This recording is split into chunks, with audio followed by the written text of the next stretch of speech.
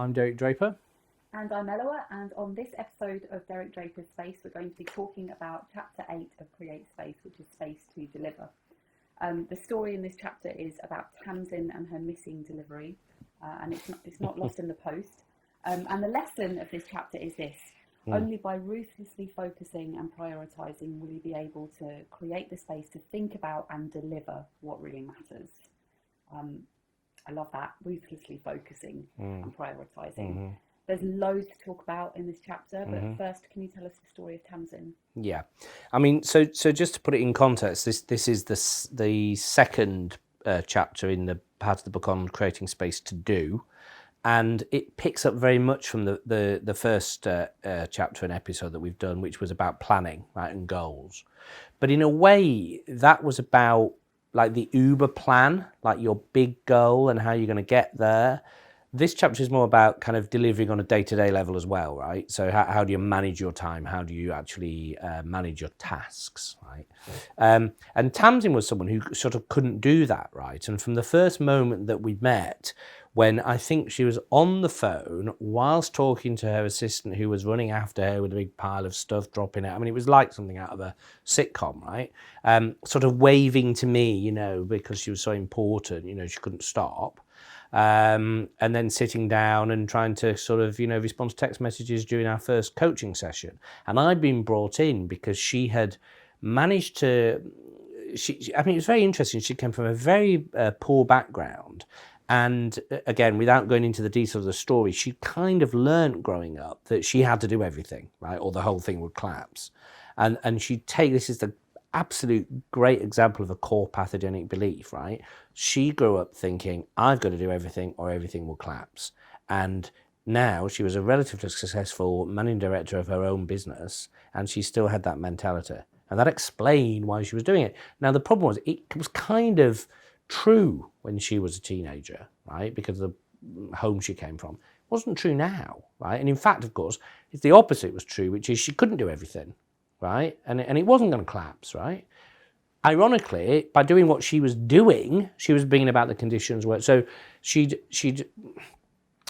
taken investment from a private equity firm, and they of course had come in and seen her work and thought, you know, this isn't working, right? You know, she needs to kind of totally change how she's delivering.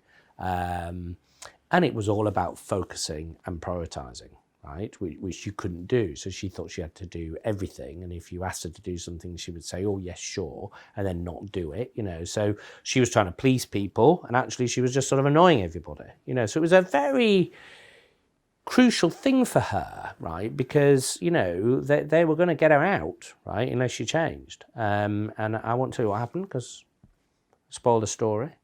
But it was a really interesting case. It feels to me like one of the clearest examples in the book of the impact that one of these core pathogenic beliefs can have on your behaviour and then on your work and on your career.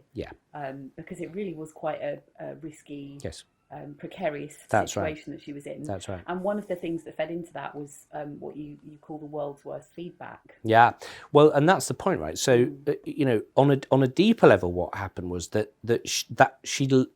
she had learnt growing up that her value was being the person that did everything for everybody, right? That is how she got her value, initially at home and then in a care home, and you know, and so it was very clear to see where it had come from, right?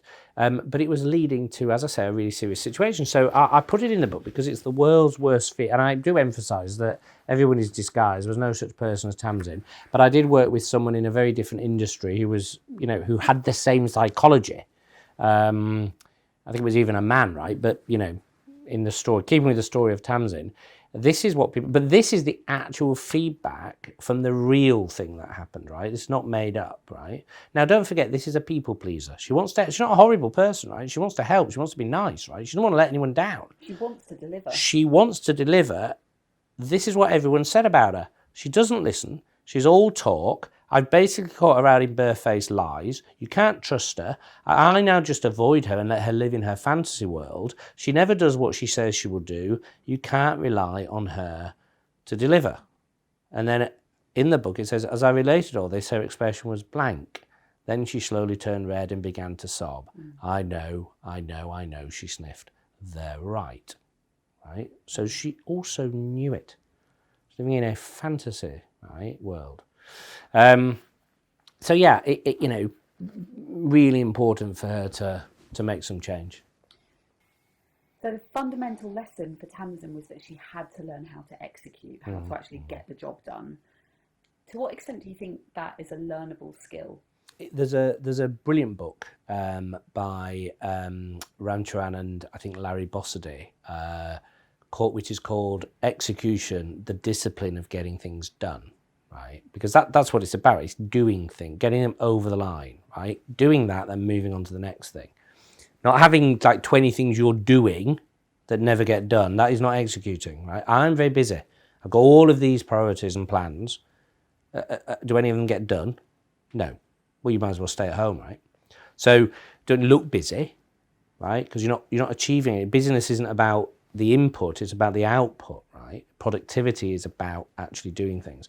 But they're right to have named that book in the way they do, which is the discipline, right, of getting things done. And it has two meanings. That it's, yes, it takes a lot of discipline to get things done, but it's also a discipline is something you can learn, right? And funny enough, out of all of the 12 chapters of the book, I think you can improve on all of them, right? With reflection and support, reading stuff, but execution is the one where I think is most developable, right? It's most to do with, well, what have you done, right? What have you achieved? And it's actually why that's what CVs are, right? CVs now, rather than just I was at this job and that job, they're always like, at this job I achieved X, Y, and Z, right? Everyone hated me. I hated the job. Doesn't get in, right? I achieved X, Y, and Z, right? So that sense of getting things done. And I think you can get better at it. But, and the book is full of tips. We might go on to them in a minute, right? About how you can do that, how you can execute better and quicker, right? But you also have to deal with the kind of psychological barriers to why you're not doing that, right? And that was the issue with Tamsin, right? She had this psychological barrier that we had to try and work on first, because no number of tools or tips or models would have helped her, right? Did she share any worries that you see other CEOs or other senior leaders having? Well, very regularly, the survey of the annual surveys of CEOs, when they say, what are you worried about, right? It's about this, right? It's about achieving them delivering what they're supposed to deliver, right? Which we go on to in another episode around leadership, when you actually step up another level in terms of delivery, right? But also, other people delivering for them, right? Because a proper leader is delegating huge tasks, right? And so you've got to think, well, we're dependent on, I worked for a spirits company for a long time, we're dependent on that launch of that new whiskey, right, in that region. Is Sally going to be able to pull it off or not, right? So that's the meat and drink of a CEO's life, of any business leader's life, is, are they going to be able to deliver? So as you said, this is an area where you can strategically, practically, there are loads of tips, there are loads of tools, there are things that people can do. Can you take us through some of the tips that are in the book and any that come to mind? Yep. So more in the chapter on planning, but you've got to have your goal, right? Because if you don't know what you're supposed to deliver, this is common sense, right? But believe me, I have met with companies, really big companies, really senior people, and if you say, well, what are you supposed to be delivering? They don't know. Right, so which is sort of insane, right? So you have to know what am I supposed to be delivering? What are we supposed to be delivering? I think then my other big tip would be to avoid multitasking. Right, so multitasking is a terrible interference with the idea of getting things done. Now, when the book starts with a story about me standing on a mountain looking at the Serengeti Valley and talking about ancient men and women who lived in a very different way and had limitless space, right? So they didn't have these, I don't know if they even had names, right? But Bo, the guy in the village, right, didn't have a massive to-do list, right? Go and kill a gazelle, right? Grab some leaves, come back home, right? It wasn't, sort of 18, integrated Google apps. But the interesting thing is that what those ancient men and women had that we still have, because our brains haven't changed at all in the last 200,000 years, right? It took millions of years for the human brain to evolve, right? So we are the same people that lived in those circumstances. And what God or nature, or a combination of the two, whatever you believe, did was put inside the human brain a mechanism that liked new things, right? Noticed new things, got pleasure from novelty, right? Brilliant word. Now, if you're standing on the top of a hill and you're looking out as the watchman for your village, you need to have that. That's why it developed, right? And it's a hit of dopamine, basically, right? So what happens is, and I say it in the book, right? Ping, the movement in the grass. Is it a lion? Oh, no, it's not, right? Ping, something just noise over there. Could it be the warrior tribe coming to raid us? Oh no, it's a hippo, right? So a whole series of things that meant that every time we notice this new thing, we get a little hit of dopamine, right? I can see where you're going with this. Yeah. So today, right, we are bombarded with things that give us that, right? Social media being the absolute classic example, right? Somebody liked my Facebook thing. I've got a text, right? But not just social media, right? Someone in the office coming over and saying, oh, that project's been passed, or, oh, did you hear about Joe, right? All sorts of things that are basically, I want to hear about that. There's so many websites that are built to capitalise on that function of the brain. So you'll be reading the article and things will literally pop up out you. Right. They're That's in right. the sidebar. That's right. You scroll down, something happens. There's an advert that pops up in the middle. That's right. And it's all about having that dopamine hit get generated. So you're like, oh, shiny thing. That's right. But as you were saying, when the brain evolved, the new things were the exception, not the norm. Right. Now they're the norm, not the exception. That's right. And so we have to be disciplined. So if you find yourself getting distracted all the time, right, even for things that seem to matter, right, because actually, what the book argues is you don't respond to those emails or messages, right? You don't even look at them until you're ready to, because the book is about you controlling your space, not having it controlled for you, right?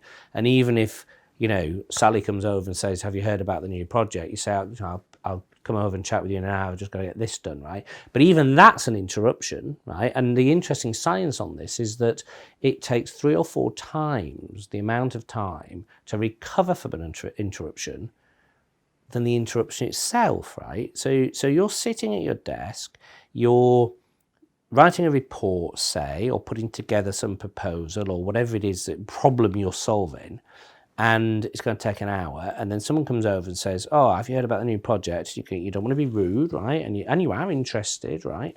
And you go, oh, no, what is it? And they talk to you for 2 minutes, and then you go back to your work, you've lost 10 minutes, right? So you're going home later.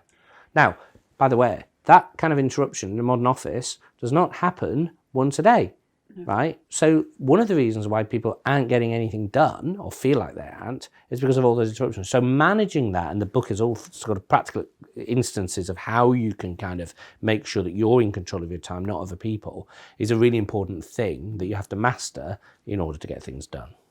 I want to say 2 things. One of them is, 3, because I want to bring us back to the tips as well. So I'll just mention those again. One of them is that you said people might be feeling like they don't get stuff done, but there are studies coming out now showing that people really aren't getting that much work done. Right. And so alongside that study that you referenced, which I think was conducted by Microsoft about the amount of time it takes to recover from distractions, there's new, which I think I mentioned in a previous episode, or certainly in the chat that we had, that people are only getting a couple of hours of focused, proper work done in an office in an average working day. Yeah. Because of all this distraction and everything that's kind of going on, and the lack of discipline, the lack of kind of deliberate, intentional focus. Yeah. I know for myself, I've worked in a productivity training company, and so I learned a way of working there that we certainly echo here. That was like, don't think about checking your emails, process your emails. So when you go Mm-hmm. into your inbox, you're in there for the purpose, not just of reading this new information That's right. That's and right. getting that dopamine hit, but you're going in, if you read an email, you're either going to respond to it if it takes less than 2 minutes, Yeah. you're going to file it away if you have to go and take some proper action on it, Yeah. you're going to put it in a file to read later if you can't read it now, if it's Yeah. more informational, you're going to do something with that email. Yeah. And I still have to fight the urge just to check my email, just to read my, and I still do. Well, it yeah. really does take discipline. I mean, I worked with the chief executive of an advertising agency, and she never replied to emails that were sent to her, ever, right? She would wait for people to text her.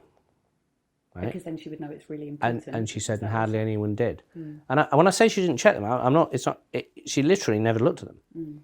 So she would have hundreds of emails, thousands, in her inbox that she'd never looked at, right? And soon people kind of stopped sending them, and they would approach her for the really crucial things, face to face in the office or by text. I think that's one approach. Might not be 10. Yeah, I'm not recommending it. I'm just saying, that's how extreme you can be. But it comes back to this idea of multitasking, and I like the word that's kind of in the ether at the moment around monotasking, and there's lots of kind of synonyms. Hadn't heard that, right? Yeah. Hyper focusing. Yeah. Or going dark. Yeah. Put the headphones on and just what do they like? Have a power hour. Yes. All that sort of thing. It's the idea of. I used to try. So I'm very lucky now that I have my own office, right? But when I worked at my previous consultancy, YSC, I tried that, right? So I put very big. I bought them on purpose. They were big Sony headphones that completely covered your ears like that, and there was one more mature guy in the office, shall we say, who used to come over and knock on them. Oh. Thank you, Charles. Honestly, Yeah. time it, and I said, please don't do it. They're on for a reason. Trying to communicate something. I was trying to say, don't disturb me. He would knock and go, like, hello, are you in tomorrow? It's like, piss off about tomorrow. I'm still dealing with today. Anyway. Let's have a think about some of the other tips or advice. Yes. Things people can do. Well, so first of all, you've got to manage your meetings properly, right? And in the book, there's loads of examples. Marissa Mayer at Yahoo used to have 70 meetings a week, which sounds horrendous, but they're 10 minutes long each, right? Sometimes 5. I've known other CEOs do regular 5-minute meetings, right? Not all day or scattered throughout the day, by the way, because then you're kind of doing the multitasking in a way, right? You're split, so kind of like, macheting up your day.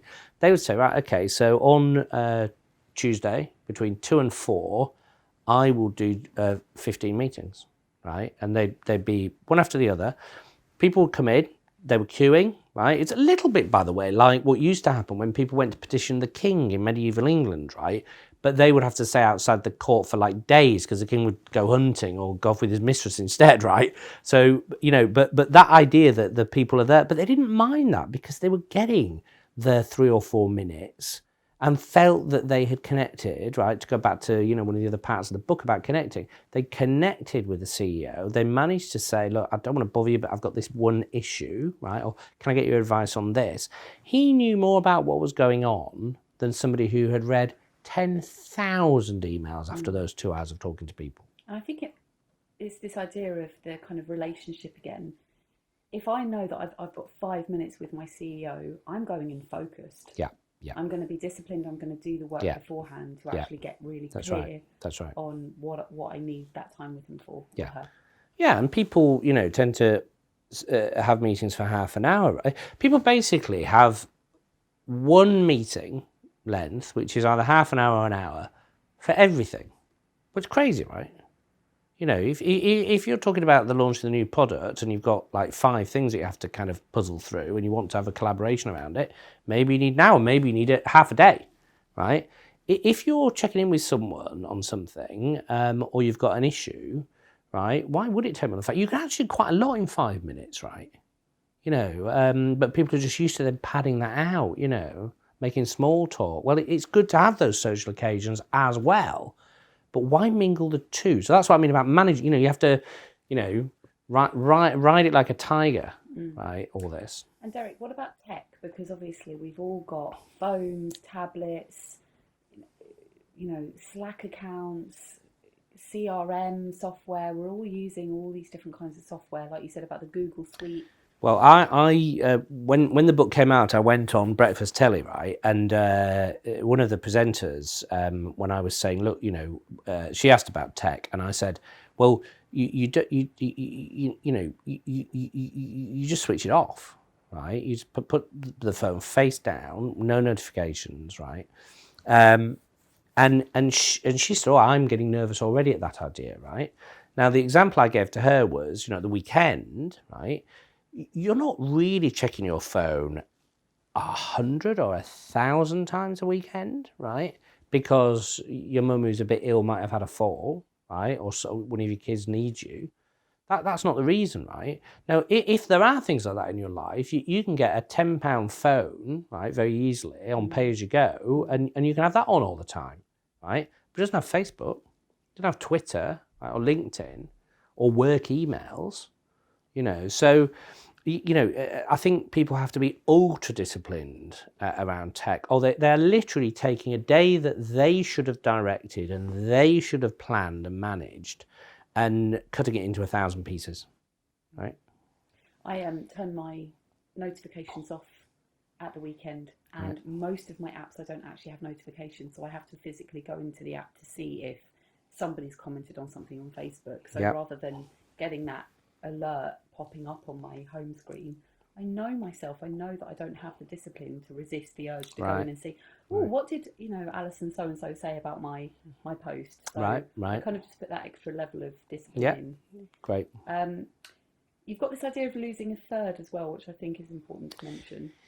Well, yeah, so this is, I think I have it in the book actually about the pendulum of kind of where you have to go quite radical and challenge people before the pendulum, so they're there and then the pendulum swings the other way because of your challenge, and then they settle somewhere in the middle, right? So I'm very conscious that hardly anyone can do, but yeah, this isn't really a practical thing to do, right? But when I'm talking to someone who has this issue of I'm too busy, I'm overworking, my family are getting crazy about me, I'm getting ill, right? Whatever my boss is thinking I'm letting them down, whatever this menage of nonsense around overworking might be, and I'd say, well, number one, we're talking about prioritizing, right, and focusing.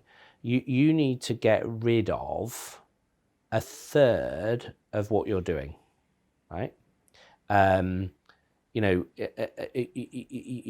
there's no way out of that, right? You have to sit down and somehow get rid of a third of what you're doing, right? Because not only do you need to get rid of the kind of 10% that, or even 20% that's pure overwork, right? You shouldn't be in the office at 7 or 8 o'clock at night, right? And you shouldn't have to work regularly. There are lots of jobs where you might have to work on a Saturday or Sunday sometimes, but not every week, right? So you need to get rid of that completely, right? That's just almost like, you should stop smoking, right? It's almost a health thing, right? But also, if you're going to do what this book's all about, which is take control of your life, take control of your space, then you're going to, and plan stuff, right? You're going to reorientate around certain priorities, right? You're going to bring things into focus. You're going to have clarity about what you're trying to achieve. And that takes time and effort and space, right? So you also need to get rid of things to make room for that, right? Now, it is very, very hard to do, which is why hardly anyone does it. It's why I sort of sat down and spent 2 years writing a book about it. But my challenge to people is, what have you tried? Thank you, Derek. Loads of good stuff. I think this is one of the meatiest chapters in the book. So I hope you enjoyed that. I hope you're taking something tangible, something practical away with you from this episode. Do join us again for a future episode of Derek Draper's Space, and head over to derekdrapers.space for more.